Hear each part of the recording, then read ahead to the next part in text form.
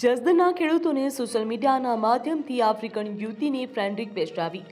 Social media ઉપર મિત્રતા થયા બાદ યુવતીએ ખેડૂતો સાથે વાતચીત શરૂ કરી। ધીમે ધીમે તેને પોતાની જાળમાં ફસાવ્યો હતો। થોડા સમય બાદ યુવતીએ વિદેશથી કિંમતી ગિફ્ટ મોકલવાની વાત કરી। ત્યારબાદ ગિફ્ટનું પાર્સલ ભારતમાં આવી ગયું હતું તેવું કહીને કસ્ટમ અધિકારીના નામે ફોન કરાવ્યો અને પાર્સલ છોડાવવા માટે ટેક્સ તથા अलग अलग चार्ज भरवाना बहाने खेडूत पासेथी ₹6,30,000 पडाव्या हता અને છેતરપિંડી આચરવામાં આવી। ફરિયાદ મળતાની સાથે રાજકોટ ગ્રામ્ય સાયબર ક્રાઇમ પોલીસે ટેકનિકલ તપાસ શરૂ કરી અને દિલ્હી નોઈડા સુધી પહોંચતા નેટવર્કનો પર્દાફાશ કર્યો।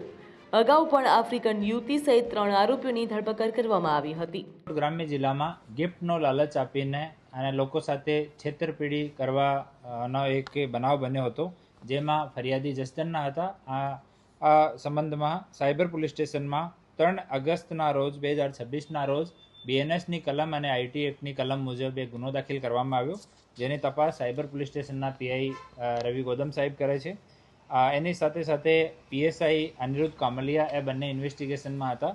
આ કેસમાં ફેક જો વિદેશી મહિલાના નામ ઉપર ફેક ફેસબુક આઈડી બનાવીને એની સાથે મિત્રતા કરીને પછી આને લાલચ આપીને કે અમારો દુનિયામાં કોઈ નથી, હું તમને આ વસ્તુ આપવા માંગુ છું, આ વસ્તુ આપવા માંગુ છું, આ કરીને પછી કે દિલ્હી કસ્ટમથી અમે બોલીએ છીએ તમારા ગિફ્ટ જર્મનીથી આવી ગયા અને તમારે ગિફ્ટ લેવા હોય તો એટલા પૈસા આપો, આમ કરીને 6 લાખથી વધારે રૂપિયાનો આપણા અરજદાર સાથે છેતરપિંડી કરી નાખી।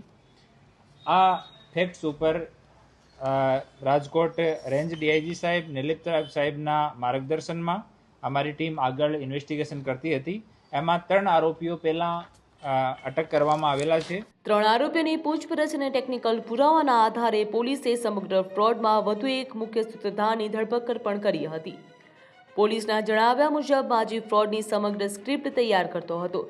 ખાસ વાત એ છે કે લોકોનો વિશ્વાસ કેવી રીતે જીતવો, કઈ રીતે વાતચીત કરવી અને કયા બહાને રૂપિયા પડાવવા, તે માટે એઆઈ અને ચેટ જીપીટી જેવા પ્લેટફોર્મની મદદથી સ્ક્રિપ્ટ તૈયાર કરતો હતો। ત્યારબાદ સ્ક્રિપ્ટ મુજબ એન્જલ ભોગ બનનાર સાથે વાતચીત કરતી હતી। ભોગ બનનારની શંકા ના જાય તેના માટે ગિફ્ટના પાર્સલના ફોટોગ્રાફ પણ એઆઈની મદદથી તૈયાર કરી ઓરિજિનલ જેવા દેખાડવામાં આવતા હતા।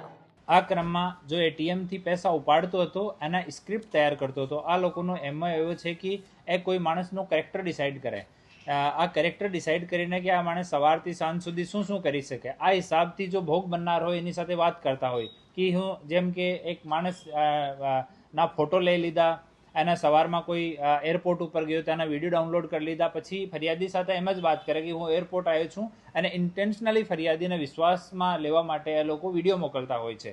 તો આ કામ કરવાવાળો એક ફર્ડિનાન્ડ ઉર્ફે માજી આ નાઇજીરિયાનો રહેવાસી છે અને 2014થી આ ભારતમાં રહે છે। હાલ દિલ્હીમાં મેરોલીમાં ત્યાં નિવાસ કરે છે અને મૂળ કામ આ ફ્રોડનો છે।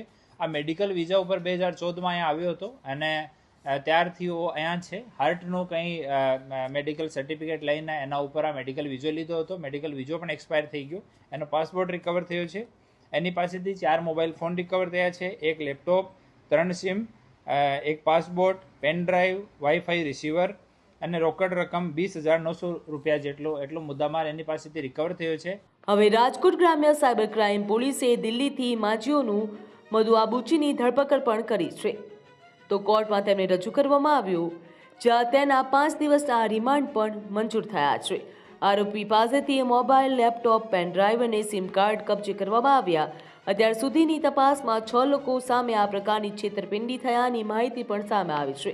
બ્યુરો રિપોર્ટ, ગ્રોથ નાવ ન્યૂઝ।